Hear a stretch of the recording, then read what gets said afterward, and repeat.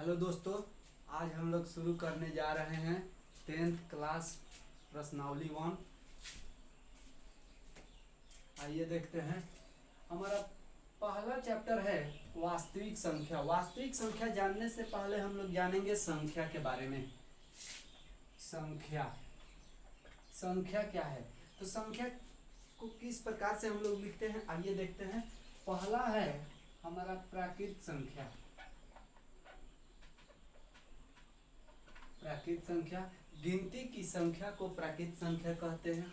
जैसे 1 2 3 हो गया, 4 हो गया, 5 हो गया, ये सब आप लोग बहुत पहले पढ़ चुके हैं। ये याद रखना चाहिए, संख्या पद्धति आपको हर हाल में कहीं छोड़ने वाला पीछा नहीं है, ठीक है। कहीं पढ़िएगा, संख्या पद्धति आपको पढ़ना है। चलिए आइए देखते हैं दूसरा, पूर्ण संख्या। पूर्ण संख्या वैसी संख्या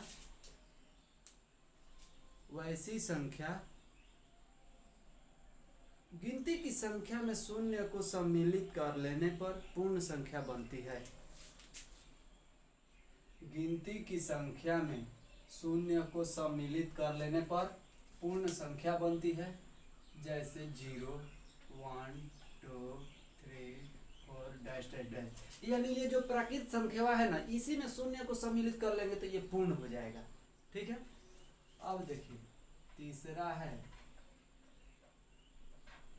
पूर्णांक संख्या। पूर्णांक संख्या किसे कहते हैं?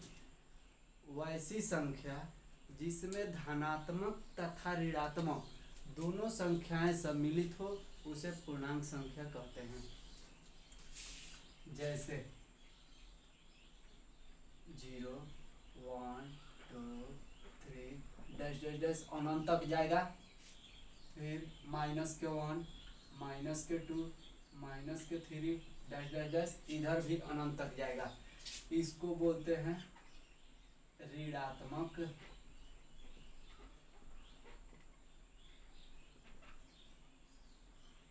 इसको बोलेंगे धनात्मक। जो प्लस वाला होता है उसे धनात्मक बोलते हैं, जो माइनस वाला होता है उसे ऋणात्मक बोलते हैं। और जो हमारा शून्य होता है,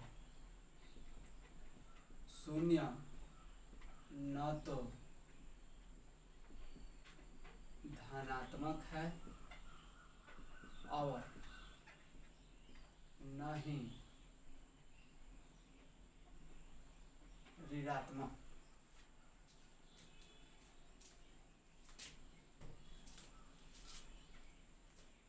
अगला है हमारा सम संख्या।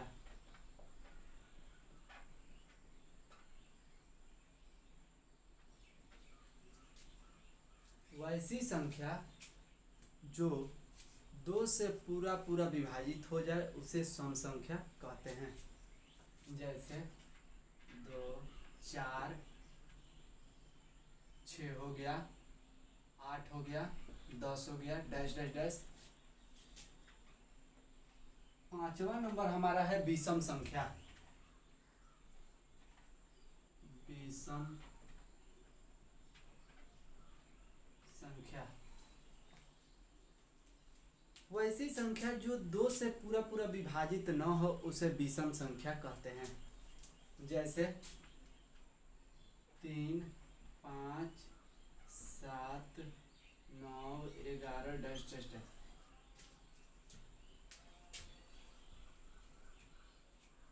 अब अगला है हमारा विषम के बाद भाज्य संख्या। भाज्य संख्या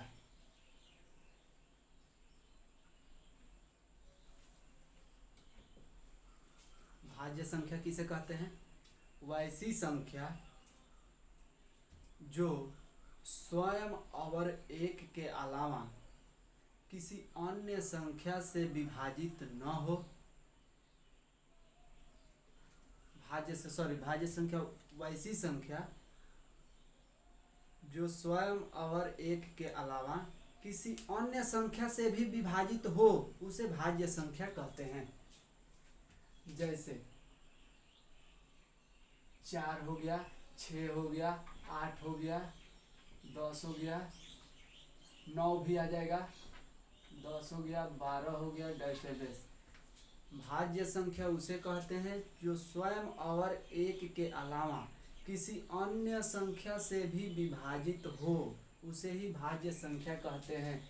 जैसे ये 4 का देखेंगे तो ये 1 से भी विभाजित है, 2 से भी विभाजित है, 4 से भी विभाजित है। 8 को देखेंगे तो 1 से भी है, 2 से भी है, 4 से भी है, 8 से भी है। ठीक है, यानी इसका 2 से अधिक इसका विभाजन हो रहा है, इसीलिए ये क्या है, भाज्य है। 7 नंबर है अभाज्य संख्या। अभाज्य संख्या किसे कहते हैं, वैसी संख्या जो स्वयं और एक के अलावा किसी अन्य संख्या से विभाजित न हो, उसे भाज्य संख्या कहते हैं।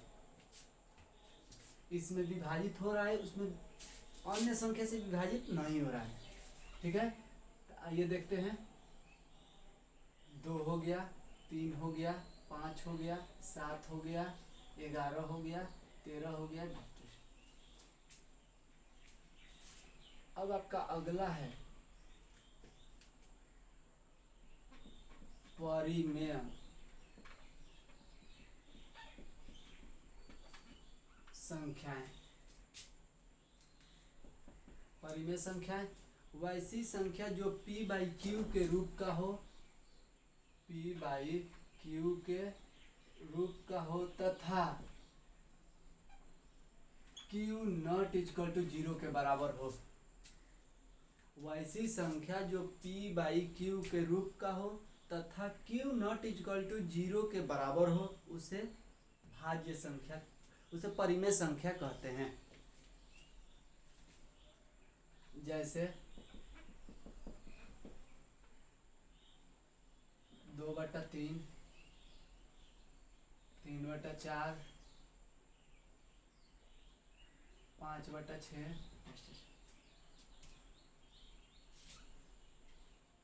9 नंबर अपरिमेय संख्या। अपरिमेय संख्या किसे कहते हैं, वैसी संख्या जो स्वयं, वैसी संख्या जो p बाई क्यू के रूप का हो तथा वैसी संख्या जो p बाई क्यू के रूप का न हो तथा q नॉट इक्वल टू 0 के बराबर हो।